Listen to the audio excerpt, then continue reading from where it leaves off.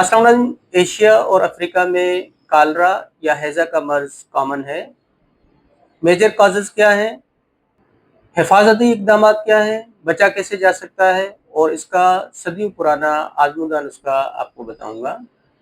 ये मर्ज गंदे पानी, बाजारी फूड, खराब खुराक, खराब पानी से बनी हुई बाजारी बर्फ, गली सड़ी अशिया के इस्तेमाल से फैलता है।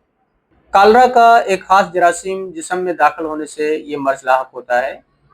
फिर इसके जरासीम पखाने के जरिए खाने वाली अशिया तक पहुंचते हैं।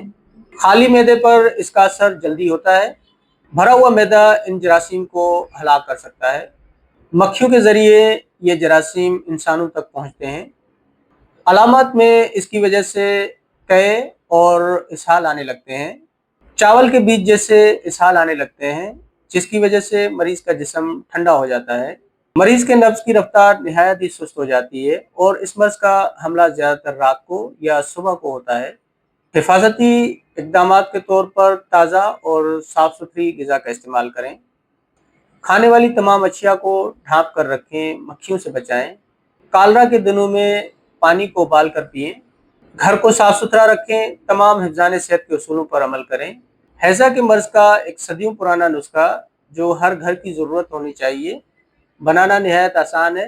50 ml के करीब करीब उबला हुआ पानी लें, उसमें आधा तोला सत काफूर मिला लें। 8 दिन तक इस शीशी को, जो शीशे की होनी चाहिए, धूप में रखें। बाद में ये काबिल इस्तेमाल है और ये ख़राब नहीं होगा। जब तक पड़ा रहेगा 10 साल तक भी ख़राब नहीं हो सकता। हैज़े के मर्ज के मरीज को चंद कतरे पीने वाले पानी के साथ देते रहेंगे।